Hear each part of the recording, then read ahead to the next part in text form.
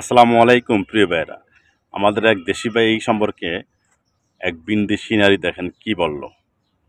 বিনদেশি নারীরা যখন আমাদের দেশি ভাইয়ের সম্পর্কে এই ধরনের খোঁজ নেয় তখন খুব কষ্ট হয়।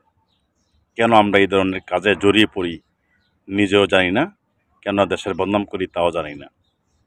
আসুন বিনদেশি নারীর মেসেজটা আপনাদেরকে স্ক্রিনে দেখিয়ে দিয়ে আসছি, তাহলে আপনারা বুঝতে পারবেন আমি কেন খুব কষ্ট পেয়েছি। মেয়েটার আচরণ দেখুন, সে কি বলতে যাচ্ছে আমার দেশি ভাই সম্পর্কে।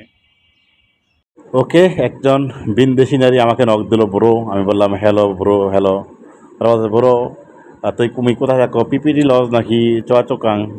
আমি বললাম যে আমি বাংলাদেশে আছি। এরপরে সে বলল যে তুমি কি হেল্প করতে পারো? আমি বললাম ইয়েস, বলো কীভাবে হেল্প করতে পারি। সে বললো তুমি কি একজন ওয়ার্কারে চিনো, তার নাম ডালি? আমি কি হোয়াট ইজ দ্য মানে তার পুরা নাম কি? বলে সে বলছে যে সে থাকে চুয়াচুকাং। তবে বলো পুরো নাম ডালি সবুজ। গাল দিছে তারা আবার। আমি বললাম তার ছবি দাও। তখন তার কয়েকটা ছবি আমাকে দিছে। ছবিগুলো আমি সেভ করে রাখছি, কিন্তু এখানে আমি ডিলিট করে দিলাম পাবলিককে না দেখানোর জন্য। তো লেখা কী লাগছে, সে নাকি তার একটা বাচ্চা হয়েছে 1 বছর, তার খোঁজখবর নেয় না, মেসেজটা দেখেন। আর দেখাইলাম না আমি। তারপর তার সাথে আমার কনভারসেশন হয়েছে।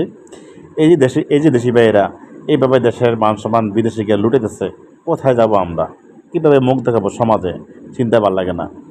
তো ডালি সবুজ ভাই, আপনি যদি আমার ভিডিওটা দেখে থাকেন, প্লিজ দয়া করে আপনি আমাকে পার্সোনালি যোগাযোগ করবেন। আপনার ছবিটা আমি ডিলিট করে দিলাম। ওনারা বলতেছে আপনাকে নিয়ে, আপনার এই কর্মকাণ্ড নিয়ে সিঙ্গাপুরে মিডিয়া যাবে, আবার ওদের ইন্দোনেশিয়া হাইকমিশনে যাবে। আপনি যে অপরাধ করছেন ওদের মেয়ের সাথে, এটা তারা ন্যায় বিচার চায়। দয়া করে আমার সাথে যোগাযোগ করেন, তাহলে আপনার সাথে ওদের সাথে যোগাযোগ করে দিব, একটা মিল চলে আসা যাবে। ধন্যবাদ।